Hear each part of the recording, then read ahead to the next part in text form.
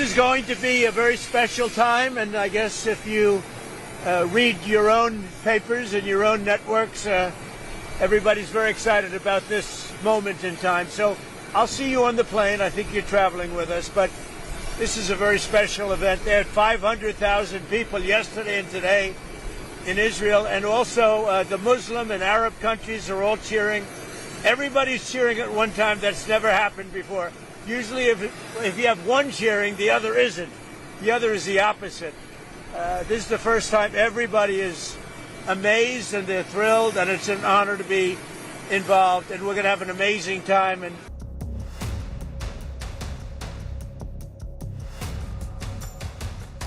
जिस जमीन पर 2 सालों तक सिर्फ गोलियों की धमक गूंजती रही, जिस आसमान में बच्चों की चीखें मदद की गुहार लगाती रही, जहां हर सुबह मौत के मंजर में लिपटी रही, जहां कभी रॉकेट और मिसाइल एक दूसरे को जवाब देती रही, वहीं आज हैंडशेक ऑफ पीस की तस्वीर ने पूरी दुनिया को चौंका दिया है।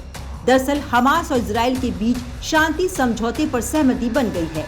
हमास ने सोमवार को सभी 20 इजरायली बंधकों को रिहा कर दिया है। इसके साथ ही 2 साल पुरानी जंग का दरवाजा बंद हो गया है। अमेरिकी राष्ट्रपति ट्रंप के चेहरे पर आई ये मुस्कान और ये बयान इस ऐतिहासिक पल की गवाही दे रही है। हमास ने सभी 20 इजरायली बंधकों को रिहा कर दिया है। इन्हें 7 और 13 के 2 बैच में छोड़ा गया। हमास ने इन्हें रिहा कर रेड क्रॉस को सौंपा। पहले बैच के 7 बंधक इजराइल पहुंच चुके हैं, जबकि दूसरा बैच रास्ते में है। हमास के पास अब कोई भी जिंदा इजरायली बंधक नहीं है। हमास आज ही 28 इजरायली शवों को भी सौंपेगा। इजराइल की जेलों में बंद फिलिस्तीनी कैदी भी रिहा कर दिए गए हैं। यहाँ से कुल 108 कैदी रिहा हुए हैं। इन्हें लेने रेड क्रॉस की टीम ओफर जेल पहुंची। बाकी 142 कैदियों को वेस्ट बैंक से रिहा किया जाएगा। अमेरिकी राष्ट्रपति डोनाल्ड ट्रंप को इजराइल के सर्वोच्च नागरिक सम्मान प्रेसिडेंशियल मेडल ऑफ ऑनर से सम्मानित किया जाएगा। कभी खून और खौफ से पहचाना जाने वाला गाजा अब अमन और उम्मीद की मिसाल बन गया है। इजराइल और हमास के बीच हुआ ये शांति समझौता अब सिर्फ एक कागजी डील ही नहीं, बल्कि इंसानियत की सबसे बड़ी जीत मानी जा रही है। सोमवार की सुबह जब रेड क्रॉस का काफिला गाजा सिटी से निकला, तो माहौल में सन्नाटा और राहत दोनों थे। ये सिर्फ रिहाई नहीं, बल्कि इंसानियत की भी वापसी मानी जा रही है। ट्रंप के रोड मैप के मुताबिक दोनों पक्षों के बीच हुए शांति समझौते के बाद ट्रंप सोमवार को इजराइल पहुंचे और इस ऐतिहासिक लम्हे के लिए इजराइल के लोगों को बधाई दी। दरअसल इस शांति समझौते को लेकर पिछले कई दिनों से ट्रंप के मास्टर प्लान को लेकर दोनों पक्षों के प्रतिनिधि के बीच मिस्र के समुद्री शहर शर्म अल शेख में बड़ी बातचीत हुई थी, जिसके बाद ये शांति का नतीजा दुनिया के सामने आया है।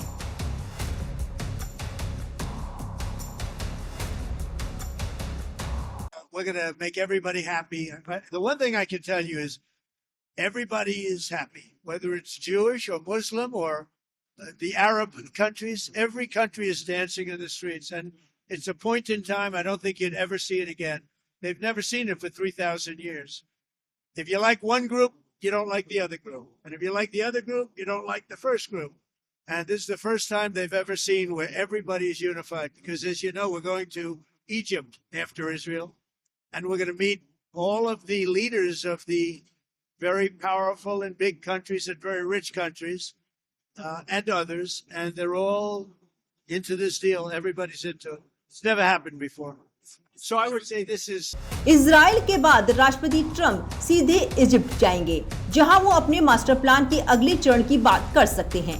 इजरायली बंधकों की रिहाई सिर्फ एक समझौता ही नहीं, ये एक ऐतिहासिक मोड़ माना जा रहा है, जहां बंदूकों की जगह बातों ने ले ली है, जहां बारूदी सुरंगों पर अब बच्चों की हंसी सुनाई दे रही है और जहां गाजा के आसमान में पहली बार शांति का परिंदा उड़ता नजर आ रहा है। ट्रंप का यह दौरा अब सिर्फ औपचारिकता नहीं, बल्कि एक मास्टर प्लान का हिस्सा है, जिसमें वे इजराइल हमास के बीच एक स्थायी शांति व्यवस्था की नींव रखना चाहते हैं। शांति के अगले चरण में सीमा सुरक्षा, पुनर्निर्माण फंड और गाजा को आतंक मुक्त बनाने जैसे अहम समझौते हो सकते हैं। ट्रंप के इस प्लान को इजराइल के संसद में एक ऐतिहासिक पल बताया जा रहा है। American president has ever done more for Israel And as I said in Washington, it ain't even close. It's really not a match. Mr. President, today we welcome you here to thank you for your pivotal leadership in putting forward a proposal that got the backing of almost the entire world. A proposal that brings all our hostages home.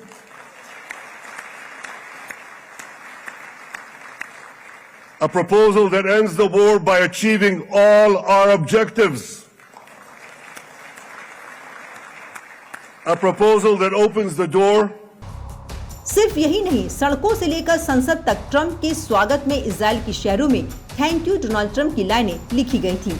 Israel के लोग राष्ट्रपति Donald Trump को Gaza युद्ध विराम वार्ता में उनकी भूमिका के लिए धन्यवाद दे रहे हैं। अब ट्रंप के उस रोड मैप पर भी एक नजर डाल लेते हैं जिसके तहत ये शांति समझौते की लकीरें खींची जा रही हैं। इजराइल और हमास के बीच सहमति बनी तो गाजा में युद्ध तुरंत खत्म होगा। सहमति से इजराइल अपनी सेनाओं को धीरे धीरे गाजा से निकाल लेगा। हमास 72 घंटे में सभी इजरायली बंधकों को रिहा करेगा, जिसमें जिंदा और मृत दोनों होंगे। युद्ध खत्म होने पर इजराइल गाजा के उम्र कैद की सजा काट रहे 250 लोगों और अन्य 1700 कैदियों को छोड़ देगा। हर मृत इजरायली कैदी के बदले 15 मृत फिलिस्तीनी कैदियों के शव लौटाए जाएंगे। गाजा से हमास के सारे ठिकाने और हथियार हटाए जाएंगे। हमास और अन्य लड़ाके गाजा की सरकार में हिस्सा नहीं लेंगे। गाजा के लिए एक अस्थायी तकनीकी समिति बनाई जाएगी जिसमें योग्य लोग होंगे। दुनिया भर के देश भी चाहते हैं कि गाजा पट्टी में युद्ध विराम लगना चाहिए और दुनिया भर की इस चाहत को अमेरिका ने अपने 20 मास्टर प्लान से पूरा कर दिया है। लेकिन इस प्लान में खास बात ये है कि इसमें एक बोर्ड भी बनाया जाएगा जिसकी अध्यक्षता खुद ट्रंप करेंगे और ऐसा माना जा रहा है कि ट्रंप का ये इजराइल और इजिप्ट दौरा अगले चरण का आगाज हो सकता है। इस बोर्ड की अध्यक्षता अमेरिकी राष्ट्रपति ट्रंप करेंगे। इसमें टोनी ब्लेयर और अन्य देशों के नेता शामिल होंगे। बोर्ड गाजा के विकास और सुधार की योजना बनाएगा और उसका खर्च उठाएगा। गाजा को तुरंत पर्याप्त मदद दी जाएगी। गाजा में खास व्यापारिक क्षेत्र बनाए जाएंगे जिससे रोजगार बढ़ेगा। किसी को गाजा छोड़ने के लिए मजबूर नहीं किया जाएगा, जो चाहे जा सकता है और लौट सकता है। एक अंतर्राष्ट्रीय सुरक्षा बल गाजा में सुरक्षा बनाए रखेगा। सुरक्षा बल गाजा पुलिस को ट्रेनिंग देंगे और मदद करेंगे। इजराइल और मिस्र की सीमाओं पर सुरक्षा मजबूत होगी। युद्ध होने तक हवाई हमले और गोलाबारी रोकी जाएगी। इसके साथ ही ट्रंप ने गाजा का नया नक्शा भी तैयार किया है। इस नक्शे के अनुसार गाजा और इजराइल के बीच अब हमेशा के लिए एक बफर जोन रहेगा, यानी कि इस रेखा के पार न तो इजरायली सैनिक जा सकेंगे और न ही फिलिस्तीन के लोग आ सकेंगे। राष्ट्रपति ट्रंप द्वारा जारी नक्शे में 3 लाइनें हैं, नीली, पीली और लाल। इसके बाद बफर जोन है। नीली वो रेखा है जहां तक अभी इजरायली रक्षा बलों का नियंत्रण है। ये रेखा खान यूनिस के पास है। इसके बाद राफा से होकर पीली रेखा गुजरती है। इसे फर्स्ट विथड्रॉल लाइन कहा गया है।